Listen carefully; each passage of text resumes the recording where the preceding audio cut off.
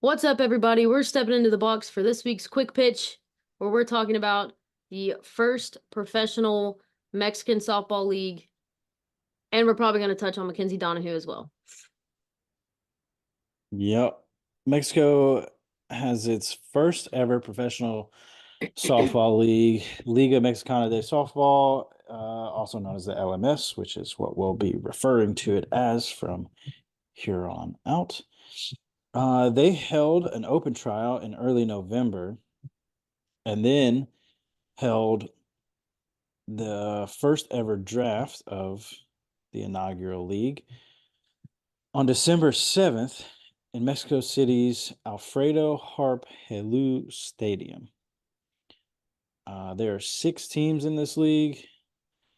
You got the Olmecas de Tabasco, Aguilas de Veracruz, the Charros de Jalisco, Diablos Rojos del Mexico, Sotanas de Monterrey, and Bravas de León. I got broken Spanish. My accent's probably not great. I did the best I could. Better than I could Um, do. yeah, I'm just a well-rounded individual, I guess. No, but each team drafted their rosters on December 7th. Each team has a 20 player roster, so they drafted a total of 120 players throughout the entire league. The first 2 picks of that draft went to Cuban national team teammates Rosangelina Martinez. She went to the Olmecas of Tabasco. And Yilian Tornes, who went to the Aguilas of Veracruz, the Eagles of Veracruz. Um, that is Cuba's pitcher-catcher duo. The catcher Rosangelina Jardines went to Tabasco, and the pitcher Yilian Tornes went to Veracruz. Those 2 helped Team Cuba to a 4-2 record in the WBSC Women's Softball World Cup Group B opening round over the summer, where they were able to take down Team China. There were also 2 Olympians drafted in Urubi Alicart from Venezuela, who went to the team from Jalisco. She competed in the 2008 Beijing Olympics, and then Mexican Stefania Ardillas, who went to the Red Devils of Mexico. She competed in the 2020 Olympics in Tokyo. So I mean, as far as like the league is concerned, like there's quality players in this league. It's not just like some, third world country league that was thrown together. That's like this is a legit league, and there are legit athletes playing in this league. I, how old do you have to be to play in the Olympics? Uh, 16? that I don't know because when it comes to like baseball and softball and like when it comes to team sports specifically, there are age groups. And I think like the oldest age group goes up to 19 for softball anyway, because Australia I know has a U19 women's national team. But as far as just the plain Jane grown up women's national team for each country, I don't know how old you have to be. Okay, well, here's why I asked is because Ruby was in the 2008 Beijing Olympics, right? Mhm. And I ended up just Googling it because that was easier. I was just curious at what age she was still playing, and she's 38. And I'm just trying to commend somebody who's 38 years old and is still able to play a sport at such a high level. Yeah, I mean, I think she's the same age as Kat Osterman and Monica Abbott. Yeah, I don't. And Kat Osterman still plays in Athletes Unlimited. Right. So yeah, I mean, I don't know. she's That's just at she's yeah, it's impressive. I mean, she's a professional athlete who's I mean, look at how many professional athletes play until they're 40 in a major league in like Major League Baseball. yeah. So she's a, I mean, she's a professional athlete. This is a professional league. It's not. It's. I mean, it's just. I harp on the fact that it's a professional league because one, it's the first league of its kind in Mexico, and like I said, it's not just like some thrown together thing. Like this is Organized. yeah, it's fully backed by the Mexican Baseball League, which is fully backed by Major League Baseball. And a lot of Major League Baseball players, specifically young guys, when they get done with their season, they go play in the Mexican Baseball League as well to Didn't get know more that. reps and more experience. Yeah. It's not like I say a lot. It's not a ton, but it's I mean, like your minor leaguers, you have a handful of Mm-hmm. minor leaguers. There are some like Yasiel Puig played in the Mexican League, and some other like big time names played in the Mexican Baseball League right after the uh the Major League Baseball season was over. Right after their 100-game season. 162 game season, Well, yeah.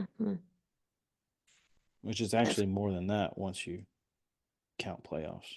yeah. It's like almost 200, depending on how far you go. But yeah, I mean, you got a Mexican softball league now that's essentially fully supported by Major League Baseball. Yeah, it all connects. Yeah. So you have legitimate athletes playing in this league.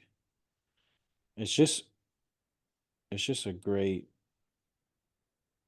it's just great to see the game of softball and where it's at right now, and that there's so much investment coming to this game to put it on a larger stage. Yeah, I mean, that uh little girls around the world are playing softball and all that stuff, but I think it's cool that there's a full-on professional league of its own in a different country, and they're pulling players that are known players and have reputations and all this other, like you said, they didn't just grab some nobodies and say, "Hey, we're gonna make this league." Yeah. Like there are definitely some leagues in like Middle Eastern countries that are more so trying to like spread awareness of the game, but this is not that. This is like let's get the best players in the world to come play in this league and put on a spectacle for our fans. Yeah. And a lot of it goes back to the fact that one, it's a a very quickly growing sport, especially right Yeah. now. Yeah. And the more popularity that it's gained, the more you see it spread, and the more you'll see players going elsewhere to play anyways, Hmm. if that makes But I sense. mean, Like, yeah, yeah, I hear what you're saying. I know what you're saying. But I mean, the fact that there's essentially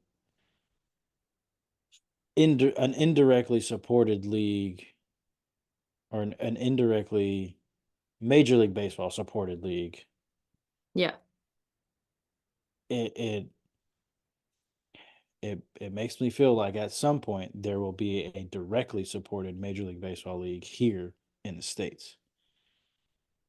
Like this will be used as a test to see like how fans respond to it yeah, as to whether or not Major League Baseball decides to dip their foot in the water and just go ahead and dive in to making their own league.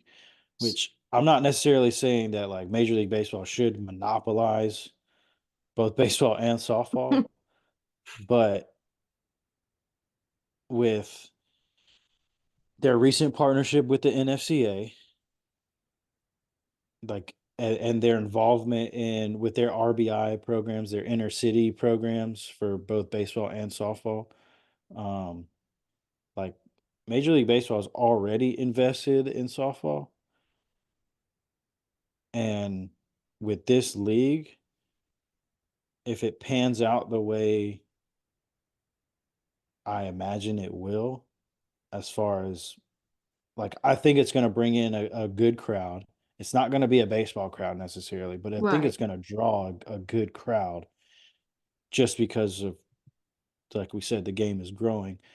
Um, I think this will be grounds for Major League Baseball to start laying a foundation for that here, be it like Major League Softball or just in partnership with one of the already existing leagues.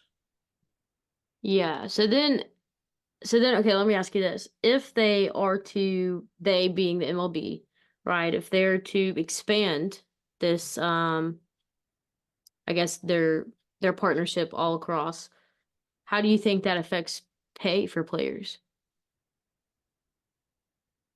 I mean, they wouldn't get paid the same as their baseball No, counterparts. yeah, no, not that. But I mean, I would imagine that like there would be a league minimum, right? Mm-hmm. And I mean, again, the league minimum is not going to be representative or compare. It's not going to be comparative of the baseball league minimum. I don't imagine because just though it's not necessarily fair given the amount of work that is put into women's sports from the athletes and the coaching staff, and you know it all takes just as much work as it does for male sports. It's just it's a more of a supply and demand thing. Like the crowd is not going to be that of a baseball crowd, Right. and so salaries and whatnot are going to have to reflect that. But I think the world that we live in today is very receptive to female athletes. Mm-hmm. And so while the league may not be able to pay out what the male counterpart league would pay out, there's still going to be sponsorship opportunities that are going to help supplement that. Yeah. You know what I mean? Yeah, no, I get So, what you're saying. I guess more too of like I guess if the MLB is in partnership with all of professional softball at whatever point, if that were to ever happen, that money would be coming from the MLB, right? I, Like their pay would be from. well, I mean, like a partnership that's not necessarily would be the easy answer. I'll take the easy answer. I mean, it would have to be like this league is Major League Baseball owned, Okay, but I see what then you're saying. they would still have separate finances for each league. Does that make sense? Yeah, no, that makes sense. That makes sense. I would imagine. I'm just speculating here. And that's But all I was trying to figure out. Just an idea. I mean outside of that, like again, this is really exciting. You have an international it's not really an international, but you have a foreign league that's really close to home where the Mexican Baseball League already gets TV time on MLB Network. Mm-hmm. So you would imagine that there's a great opportunity for the Mexican Softball League to also get airtime on Major League Baseball's network. which would be huge. Yeah, or even just ESPN Plus. Like, I mean, I haven't seen anything in the works between the LMS and ESPN. Um, but I know Major League Baseball has a contract with ESPN, so I wouldn't be surprised. But and there are players from the United States in this league too. There's not a lot of players from the United States. There's only five, but 6. five. Oh. One team chose not to draft a Hmm. Rats. U.S. player, but yeah, I mean the fact that there are players from the United States on these teams, it's set a Helps the precedence. expansion. Yeah, it helps expand the awareness of the league to, you know, more of an international awareness. Um, Still in the Western Hemisphere, but uh, what am I using too many Yeah, it's, geological terms for you yeah, or geographical terms? geological. Yeah, not study of rocks, but geographical. You Um, almost sounded really smart for a second. I corrected myself. What's also interesting though about this league is I feel like it's kind of short. It is fairly short. Like I said, it's a The testing test ground. run. Yeah. Yeah, they're gonna see how it goes, and which, like I said, if it's anything like the current or the already pre-existing professional leagues that we have here with the WPF and Athletes Unlimited, Hmm. I would imagine it's going to do well. Yeah, I would think it would be just fine so long as it gets the recognition that it needs, I guess. But with the Yeah. partnership, well, not really the partnership, but with the backing of the Mexican Baseball League, which in turn is the MLB, I would assume there's some kind of extra publicity. Yeah, some marketing, we'll say. Yeah, that's better. It's easier to say. um yeah, I mean,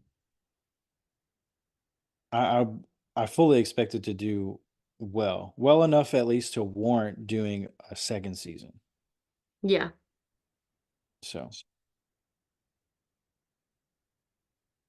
I but also like the name of the championship series of this league. yeah, I the find it Queen fun. Series. Yeah, I find that Yeah. fun. And then somebody Yeah. gets to take a crown. Yeah. Be the champion. It makes sense. It does. It It does. does indeed. And I mean, it's set up like a traditional, like a baseball playoff system where you have like the semifinal round is a 3-game series, and then the Queen Series is a 5-game series, best 3 out of 5. So you don't play I'm here just like for a, it. yeah, it's not like a round robin tournament. It's like an Oh, actual, yeah, it's an actual series. It's real softball. It's cool. Mexican Softball League. it's It's exciting. dope. It's dope. It is It dope. is. All right. Well, On to the next. hope, yeah, on to the next, I guess. Hopefully we hear some more about the Mexican Softball League and like where it'll be aired. It's got to get TV time. It's got to. Yeah, I feel like there's like kind of limited information about it at the moment. Granted, the draft kind of did just happen, what, 10 days Yeah. ago? Yeah. So, 11. okay. Well, 12 now, but 10 was an estimate, okay. like 10 days ago. Yeah. Like meaning around, approximately. Okay. I got this. Just saying. But Ugh. all right. So transitioning to the next topic of discussion, Mackenzie Donihoo decides it's probably better for my body if I stop playing ball. Man, that was a tough call too. And it wasn't even Yeah. just her call. Her doctors told her, she talked about it with her family. Like, Yeah. my doctor's got to tell me that I got to quit. That she was really contemplating it. Mm, that's a tough loss too. Yeah. I mean, Uh, uh, I kind of went out on my own terms, Like my last year playing ball, I battled injury, and then I was just like, I was definitely bitter about it, but I just was like, all right, I'm done. I'm moving on. I'm tired of doing this. Um, but like to more so have it taken from you because your body just like can't do it anymore. I can't imagine what that feels like. different kind of sadness. Yeah, like, and granted, this isn't the first time that Donahoo's done this. She did this when she was at Oklahoma too, but she took off a year, right? And then Yeah, she and I ended want to up. say that one was mid-season or like I towards don't. the end of the season. I don't think she finished that season out. And I feel like it was like Patty Gasso came and said she would no longer be playing with Oklahoma or for Oklahoma or something. I don't know. It could have been after season, but I really feel like it wasn't. I couldn't I tell should have you. checked up on that. All I know is that it's a crappy situation all the way around. You hate to see a player like Mackenzie Donahue, somebody who's exciting to watch, have to hang it up. Um, Sucks for Tennessee because they lose their starting shortstop. I think they'll end up being okay with Laura Mueller, who transfers from MTSU, but I mean, just kind of heartbreaking. Like, like I said, like it's not it's not one of those things where you're just like in my situation, it's not like I'm just done playing. I don't want to do this anymore. And It like, wasn't, yeah, like that's on your terms. yeah, and like You, so many other college athletes who are like, you know what? I would rather just go do something else at this point in life. Like my, this is I'm checked out. I'm done. yeah, like this is Donahue being like, if I continue to do this, I'm gonna cause long-term damage to my Hmm. body that I'll never be able to fix, and I'll forever suffer for it. Yeah. So Somebody who still it's had gas in the tank yeah, and essentially can't play anymore. yeah, And she was I mean, she was just, like you said, she was an exciting player to watch and an athlete. I mean, heck, when she was at Oklahoma playing the outfield, she was making freaking stellar catches. I'm pretty sure she played left field. But I mean, she made plenty of diving catches out there. And then she got to Tennessee and they were like, yeah, you're going to actually be the shortstop instead of the left fielder. And she's like, okay, yeah. yeah, sure.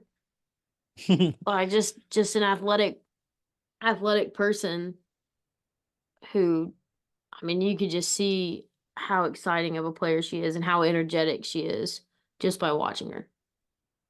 Yeah.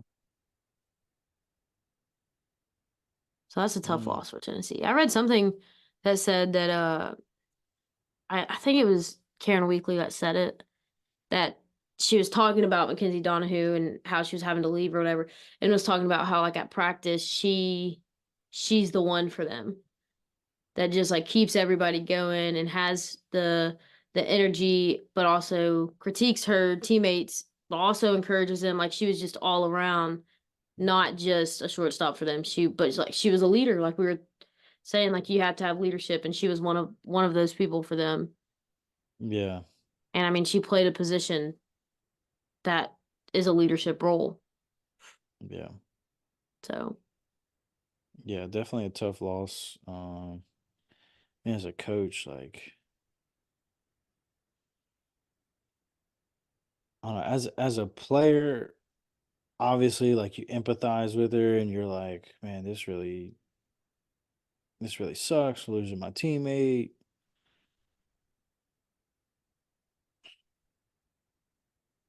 As a coach though, like I don't know. It just obviously you're upset that you're losing a piece from your lineup because now you got to figure that out. right. But like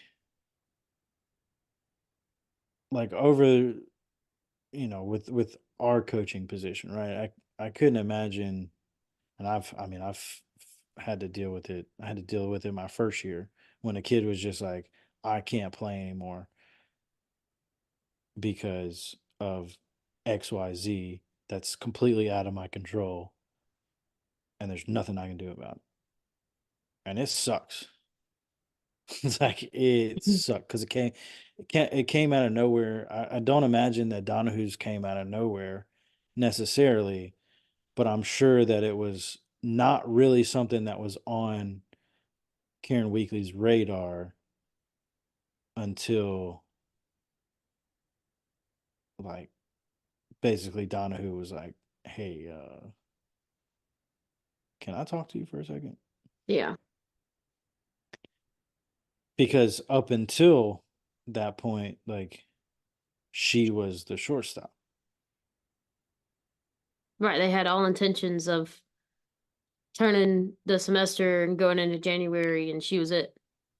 Yeah. I mean, you could argue that maybe there was a hint of this, a hint of awareness about this potentially happening since they went out and got Laura Mueller Yeah. as another incoming shortstop. But I I would say like why would Donahue then wait this long to announce that she was going to do that, right? I wonder if it was something where like maybe over the summer or early start to the fall semester, she had gone to the doctor or even just like the athletic trainers or something. Maybe it was a decision of, hey, we're gonna just like keep an eye on it, see how it does throughout all of your conditioning and fall practices and games and all that. And we'll just have to make a call at later time, trying to give her the best chance of still being able to go. Maybe that's what it was as to Yeah, I mean, why. I could see that happening, that conversation happening like towards the end of last season, because otherwise, why would you go out and get that shortstop, Yeah. right? Or it may be like we know that Donahue's dealing with a lot of injuries, and she's really fighting through pain just to play. So let's go out and get this shortstop In to case something were to try. happen. Yeah, but more so the initial thought of like to just relieve some of those innings. Yeah. So she's not just tearing her body apart the whole season. There's Yeah. someone else that can take the load and you know bear the weight for a little bit, and we just platoon the two. Yeah. I could see that being the thought process going into the summer, but I just don't imagine that like it was ever Donahue's not going to play.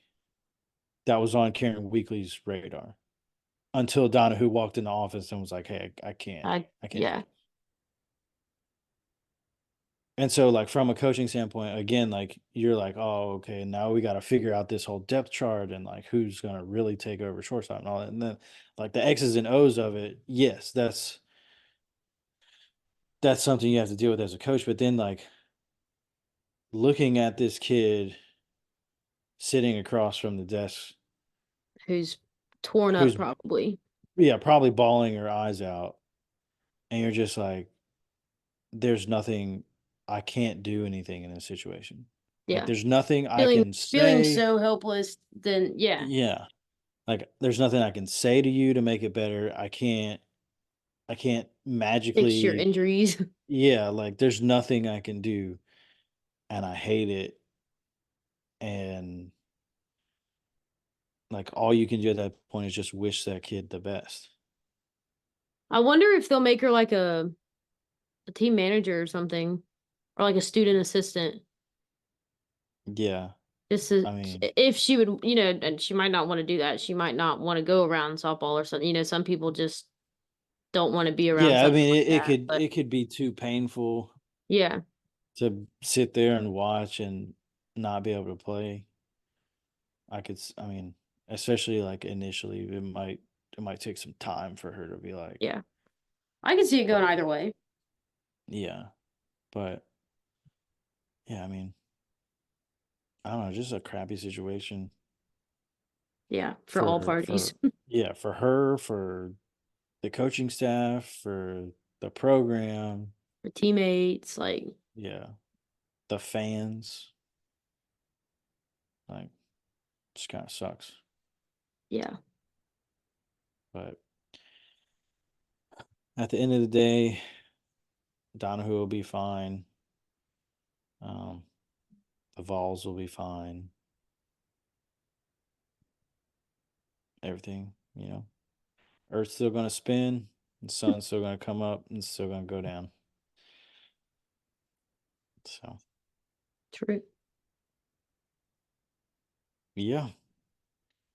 So we got a Mexican softball league, and we lose a great player in the softball community.